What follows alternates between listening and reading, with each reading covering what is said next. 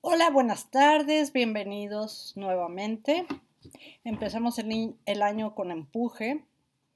Ayer subí el primer texto del año que compartí con ustedes, una reflexión quizá muy sencilla, pero no por ello para mí de una profundidad y vitalidad en mi experiencia cotidiana personal de tremenda importancia. Hoy quiero compartirles un texto también recientemente escrito que tiene algunas capas más, digamos, más profundas, más en tendencia de, en tendencia de asir una densidad tanto escritural como de pensamiento que espero, bueno, imagino notarán la diferencia entre el escrito de ayer y este que voy a compartir con ustedes y espero que por igual eh, les deje algo. Empezamos pues sobre el hacer del hacer, entre la voz y la escritura. Hace tiempo, me pregunto, ¿qué clase de reflejo interrumpido apuesta la distancia entre el proceso de escribir y la escucha de lo escrito? No imagino que sea algo menor a un terremoto intenso, si bien casi desapercibido de tan abrupto. Debe ser un cataclismo sintagmático con réplicas de muy diversas y amplias gamas de duración entre sus retumbes y reverberos. Pero la memoria, esa memoria que conserva la energía, a la piel se adhiere y su intensidad despierta cada vez que vuelve a escuchar su pensamiento en ideas enunciadas al tono y tiempo de una voz casi como prestada.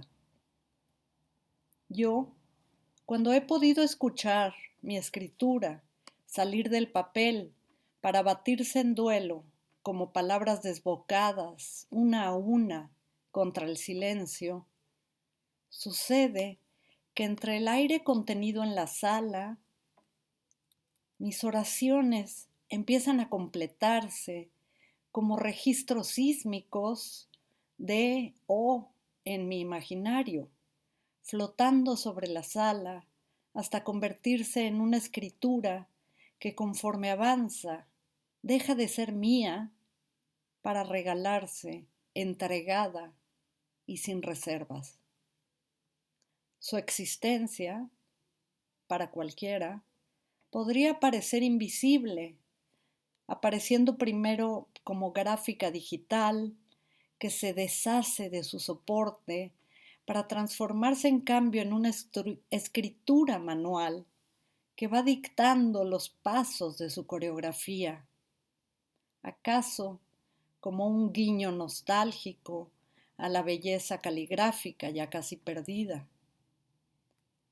Pero es con ese talante, el de la escritura manual, solo y cuando siento cómo mis palabras van haciéndose sus propios cuerpos y se dejan ir, durando lo suficiente para ser leídas por mí y espero para ser absorbidas por quienes las escuchan. Pues es innegable que en estas proyecciones que se reescriben a sí mismas en ese campo de no visualidad, siendo así como impresas en el aire, que se despliegan ante mí todas sus capas, todas las capas de disposición entre indistinguibles dimensiones sobre ese horizonte de expectativa. Maravillosa concepción de la teoría literaria, el horizonte de expectativa, que se aferró a mí con tal fuerza que con frecuencia veo ese horizonte expectante conforme escribo, pero volviendo a las proyecciones invisibles que redactan en el aire lo escrito en escucha, es así como sé que escucho lo que veo enunciado como un eco dentro de mí y una sombra sobre el silencio.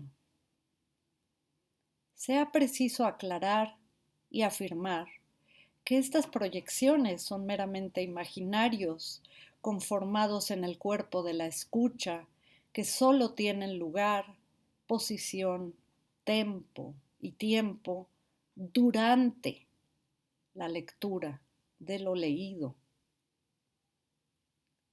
Muchas veces he leído que los autores, como sucede con artistas de muy distintos medios, como el cine o el teatro o la danza, por mencionar algunos, no son muy adeptos a verse en la escucha de sus obras cuando presentadas o representadas. Me viene a la mente el caso de la magnánima poeta Elizabeth Bishop, quien afirmaba sentirse absolutamente sobrepasada, incluso mortificada hasta la médula, si alguien le pedía recitar alguna de sus obras, o bien si alguien las recitaba delante de ella.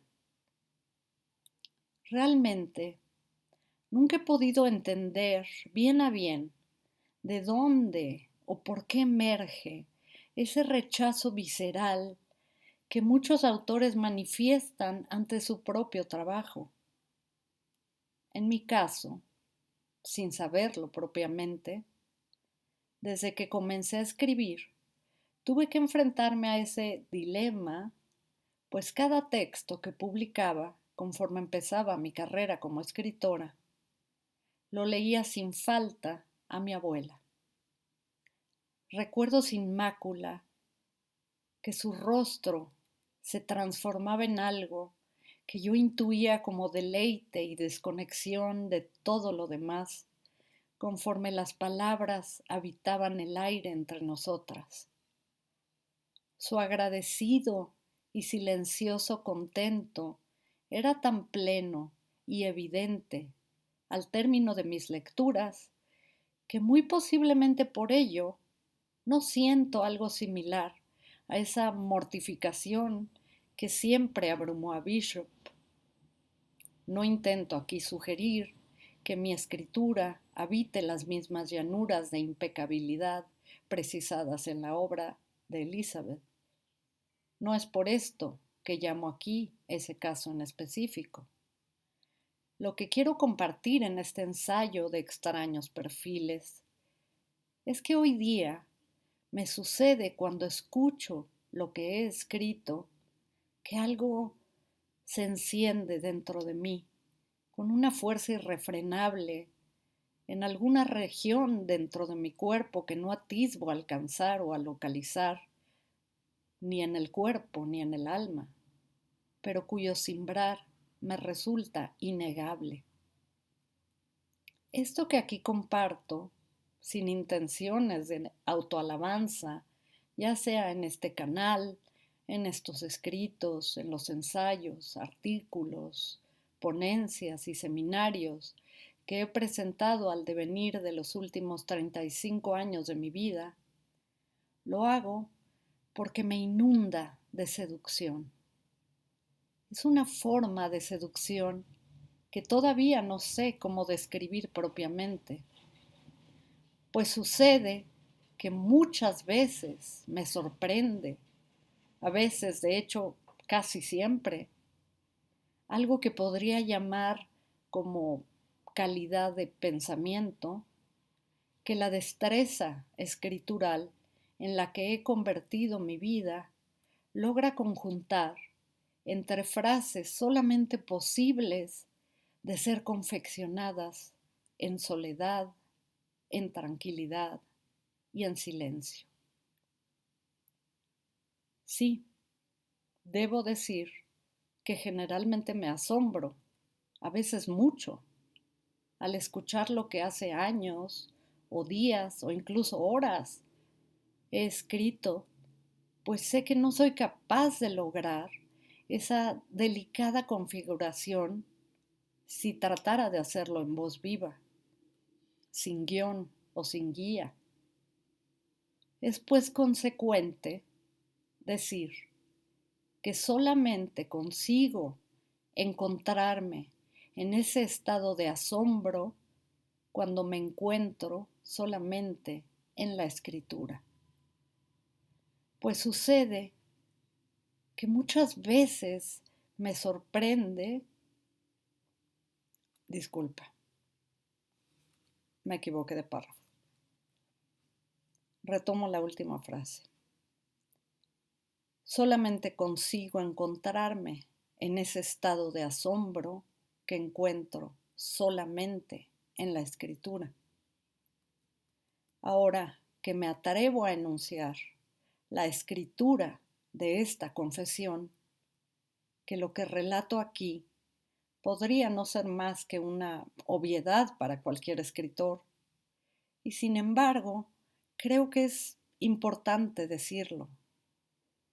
Entregarse en la mejor manera y forma que cada uno tenga ante sí, o mejor dicho, dentro de sí, es la única manera de darse al otro sin pedir nada a cambio. Y lo que yo tengo para alcanzar ese ideal en toda la exigencia de su proeza es la escritura, ya sea con fines íntimos o profesionales, siempre es la escritura. Después de casi 4 décadas de entregarme en ella, tengo la absoluta certeza de que mi mente funciona en total libertad y unicidad, despegada incluso del resto de mi capacidad para compartir lo que soy de cualquier otra manera. Quizá esto sea así por un aprendizaje temprano que, como estrategia de autoprotección y cuidado, me hizo determinar que era mejor no decir lo que estaba pensando, o al menos no decirlo todo. Desde niña sentí que era mucho el riesgo de buscar, sin encontrar e incluso alienar, a alguien de mi edad que quisiera acompañar las múltiples direcciones de movilidad de mis ideas, muchas veces censuradas como convolutas o innecesariamente extendidas en interconexiones que al común parecían tan insensatas como imprecisas, incluso imposibles. Pues recuerdo que sucedía con frecuencia que cuando hablaba en voz alta, con la intención de comentar algo que yo sentía como más penetrante y penetrable sobre lo que se estaba tratando, la manera en la que las ideas se iban conjugando en mi cerebro ante mi capacidad para entrelazar conexiones aparentemente inestables o demasiado distantes o en nada aparentes, así acontecía que cuando terminaba de exponer lo que quería decir, la respuesta más usual era solamente silencio y muchas veces un cambio de tema. Entonces comprobé una y otra vez que cuando intervenía con la pasión que sentía hervirme por dentro, los intercambios terminaban. Entonces comprendí y aprendí muy temprano a aplicar la autocensura como conducta consciente desde los primeros años de la escuela primaria.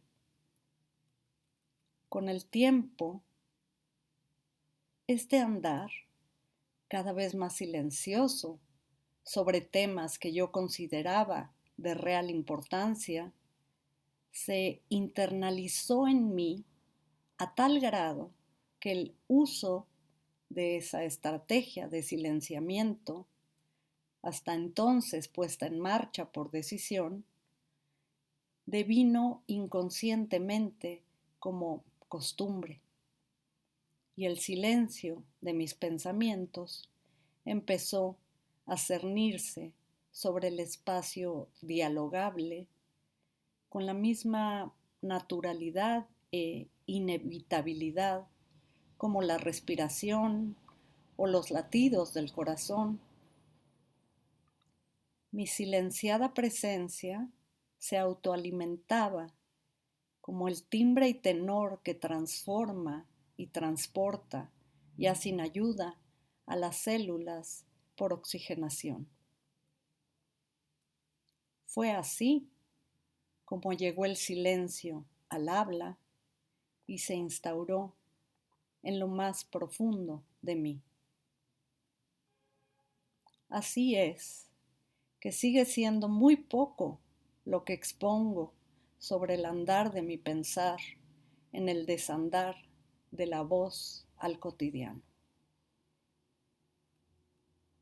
Apenas ahora entiendo que fue esa decisión de infancia la que terminó convirtiéndose en una aparente o evidente a ojos externos característica de mi carácter, silenciosa e introspectiva. Mi personalidad se transformó conforme fui modulando los alcances de comunicación verbal con el mundo exterior. Fue entonces que empecé a escribir, dejando bien guardado dentro de mí el pensar sobre la posibilidad de entregarme en viva voz. Y desde ese lugar sin lugar es que fui creciendo, explorando, trabajando, puliendo y desgranando los andares de mi pensamiento en la escritura, como escritura. Así que la configuración de mi tiempo en habla y la configuración de mi tiempo en escritura terminaron por responder a muy diversas estancias, distensiones y direccionalidades de pensamiento e intenciones de interlocución. Y creo que es justamente por esto que al escuchar mi escritura, ya sea leída por mí o por otros, es como si yo misma me asomara al interior de todas esas veladuras que en el habla fui convirtiendo en capas de silencio. No es mi intención, al convocar el relato de estas reflexiones, enaltecer o regocijarme en una vanaglorificación autoimpuesta. Lo que intento es algo que, sin saber aún describir, sé que habita y crece en la escucha, como lo ha hecho también desde el siempre presente de la escritura, en un punto esencial y diametralmente opuesto a la autocomplacencia. Me parece que finalmente comprendo que esa voz sin voz fue lo que me determinó y permitió, en obligada urgencia, a sumergirme toda en la escritura desde cada molécula de mi cuerpo y existencia. Y es esto lo que hoy me es regalado al escuchar y escucharme en un territorio como si fundado de espejos inesperados de todos tamaños, densidades y disposiciones. Espejos que a veces muestran lo que parecería ser solamente mi reflejo, pero que cuando sucede el encuentro, ese encuentro de lo suyo sobre sí, las veladuras penetran la superficie del silencio para dar vida a la palabra, tanto como completan la potencia de la palabra en la reflexividad del silencio. Ese silencio, ese elemento cuántico sin el cual, reitero, la eternamente exigente y elusiva suculencia de la escritura sería, al menos para mí, imposible. Recordando justo en este preciso instante, tan preciso de instantaneidad, que solo la escritura sucediendo es lo único en mi pasado tan presente que logra acallar como en un abrazo tan, pero tan empático que no precisa explicaciones y por su propia voluntad enmudece los dolores de este cuerpo que escribe para tratar de emular la elevación de esas proyecciones que ya hemos compartido, en vez de quedarse atrapado dentro del cuerpo y sus insidiosas punzadas y pulsaciones, para intercambiarse con el cuerpo de la escritura. Gracias a todos ustedes allá afuera y allá adentro por permitir este dar de mi escritura en voz. Buenas tardes, gracias por su tiempo, por su escucha, por su atención y espero por dejarme penetrar alguna de las muchas capas entre las que nos rodeamos para protegernos, pero que me permitan, quizá con estas palabras, llegar a esas regiones tan íntimas y tan sutiles y de tanto sentimiento que muchas veces escondemos para evitar grandes heridas, pero también cuando nos exponemos y nos abrimos a ellas, llegan las grandes sanaciones. Buenas tardes.